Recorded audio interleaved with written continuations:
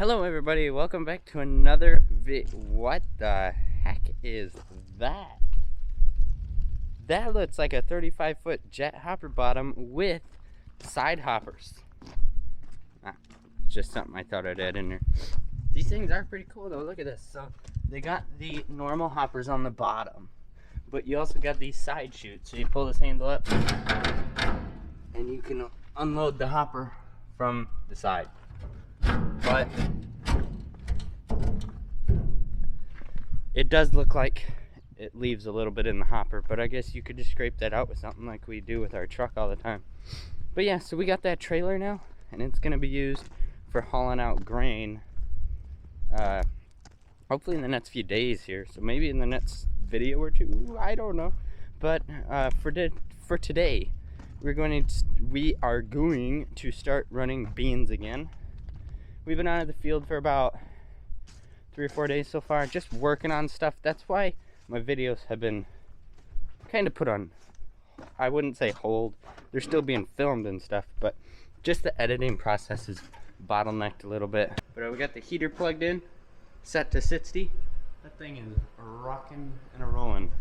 But yeah, we are doing pretty good. Whoa, there's something in the shop.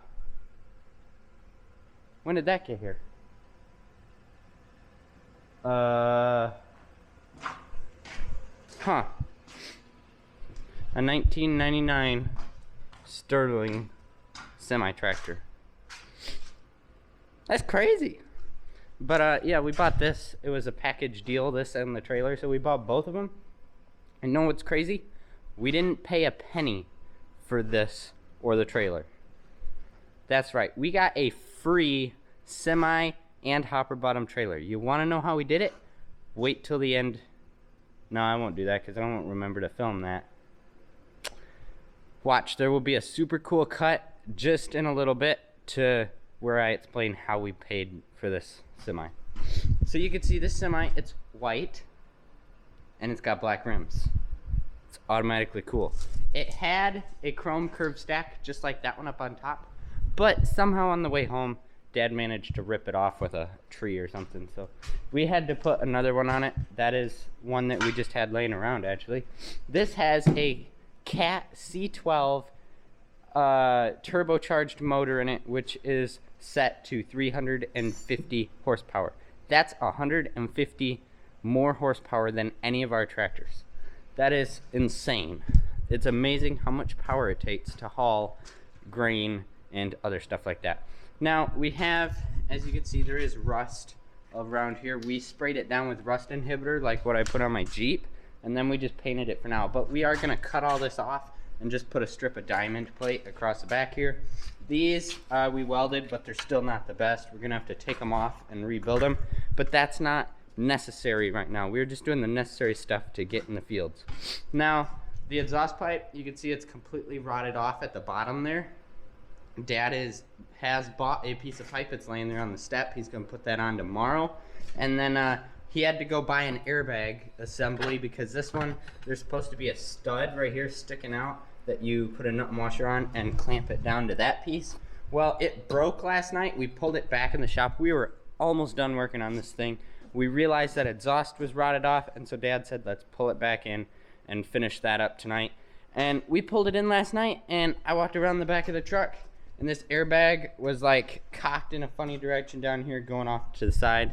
Yeah, the airbag broke off. It was not like that when we bought the truck. It happened literally right after we pulled it out of here, washed it, and put it back in. It happened in that period of time. So we got that to fix now, which Dad is going to get a new one. I'm hopefully going to be putting that on while he's running beans today.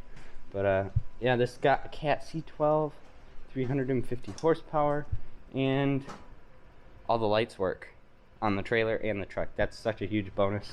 None of the lights work on any of the stuff we own, except for pickups. We got headlights, obviously. But let's take a look inside. The inside is amazingly nice, excluding the ripped seat. Don't look at that. But the truck has a really nice interior. Let me get some dome lights on so you guys can, that did nothing.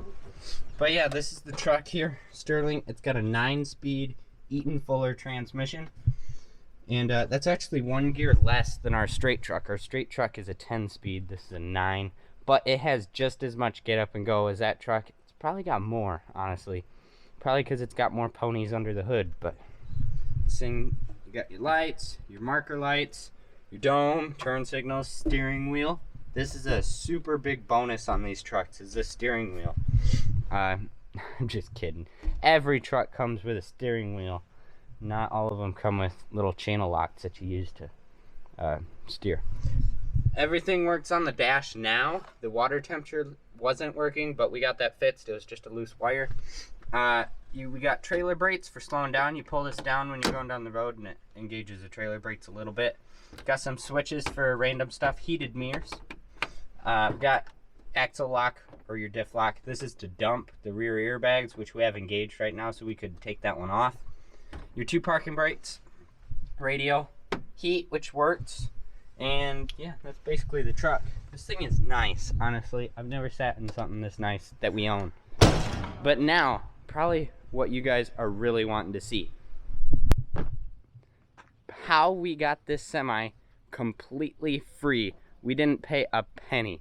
And by the way, that's a special garage door we have. You jump up and you get on the other side. This semi, we paid nothing for. You want to know why? COVID is why. Our farm stimulus checks managed to add up to enough to be able to pay for this. So there is no money from the farm itself in this truck. This is all money that we got through stimulus, which is, it's a good thing, because if you guys don't know, I took an economics course last year, and people think this stimulus thing is all bad. Well, this is the reason for stimulus money. The reason why it's out here is because when a economy is going down, it's going down in the tank, which is what it did at the first part of COVID, because everybody was staying indoors. They weren't doing anything. They weren't buying nothing. They weren't doing anything like that.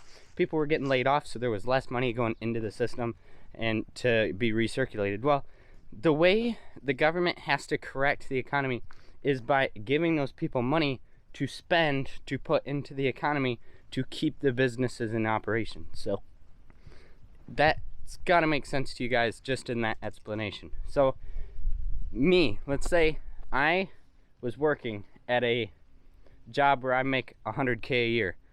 Never happened, never will. And I get laid off or fired even. Not fired, that's not one of those things that happens in that point. Well, went from making $100,000 a year to making zero.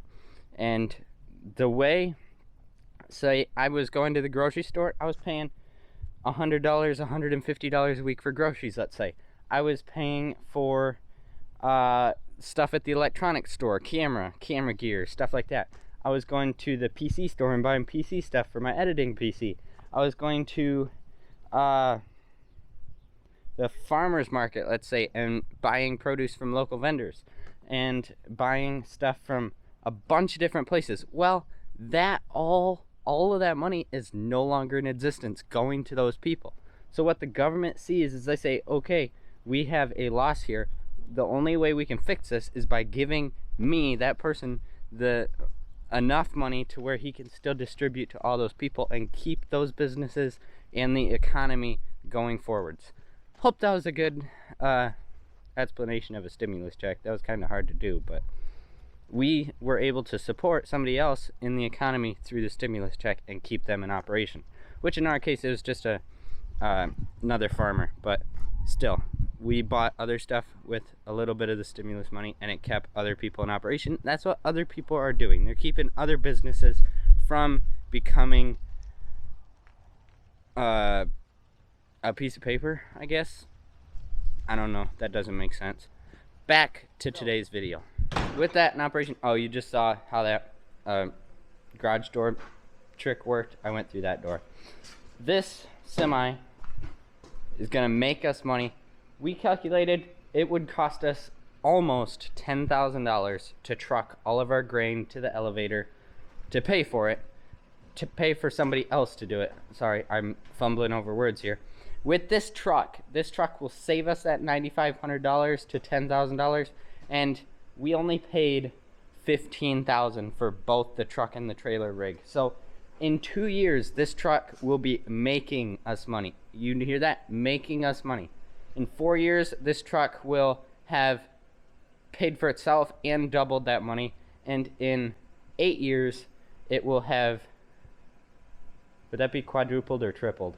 I think it'd be tripled our money. So in 2 years, this truck will have made us $5,000. In 4 years, it will have made us $15,000. And in 4 years, it will have made us $25,000. This truck is gonna make us money in the long run. It's just got to get there, and hopefully the truck survives to get that long, because as you know, we're pretty abusive to machinery, but we won't talk about that. But for today's video, we're going to start by getting the combine ready to go. I gotta fill the, what's called the, is it called the transmission or the hydrostatic drive? Hydrostatic drive, that's what Dad called it. We gotta fill that up with hydraulic oil because it was leaking through the entire year. It was leaking like a gallon a day, but we fixed that leak now, and so now I gotta put about a gallon in it, and then it will be ready to rock and roll, and we can go combine some beans. All right, I got Dad running with the combine. Got back with the new airbag. I ran about a half a hopper, and then then he got back here and gave me a ride up, and then he took the little grain truck back because I'm working on the semi, and he is going to be running beans there. There's about 18 acres, I think there is. You should easily be able to finish that up today, and hopefully we can move down to another field, which I think is like 20 acres, and get some of that, at least get the field opened up, I think. But I'm just putting the airbag on the truck here. It's one bolt right here that's got to be fastened down, which it's on there. It's just got to be tightened. This is the air supply, which I need to take the fitting off of this one. You can see that, like, no, you can't see it. That right there sticking off, that's what I gotta take off and put on there. Hook the lines up, and then there is a stud on the bottom right here that I have to tighten up, and that is the airbag completed. And then Dad has to fix the exhaust. Well, I'll get the piece, maybe, I don't know. I'll see if I can do something with this and get this piece right here. We gotta like loosen the muffler up and slide the muffler upwards to get this piece on here, and then get her fastened down with this clamp. And yeah, we'll see. I'll try and do like the simple stuff like cutting the piece and getting it the right length, and then see if I can loosen this up and pull it up a little bit and maybe get it in place. I don't know. Guess what, guys? The truck is done. Me and Uncle Billy got the truck all fixed up, and that is all knocked out now, and it is sitting hooked onto the trailer, ready to go. And I gotta say, they look good together.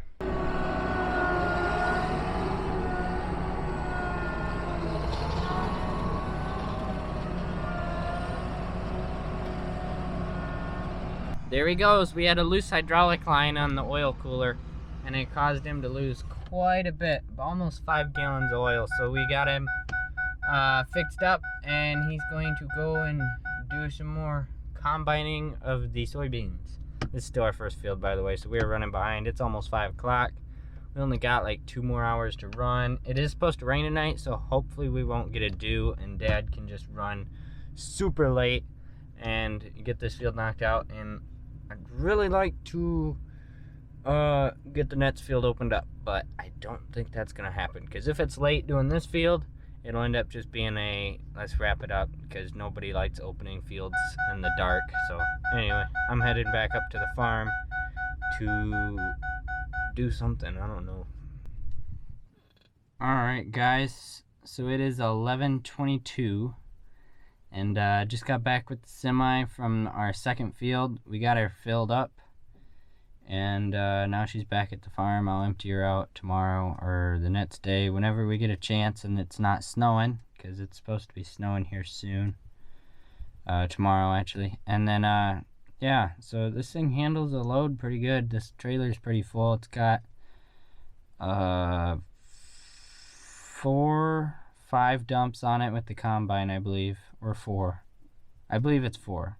And then yeah, so the reason why we were able to run so late tonight is because since there is rain coming tomorrow and snow, there was no dew tonight, so the beans didn't get tough. So Dad's still running down there. He's going to try and finish the field with the combine. But yeah, we're done for the night. And that's Dad calling. Got a full moon tonight. It's nice and bright. Well, thank you guys for watching. Please like, comment, and subscribe. And I'll see you next time.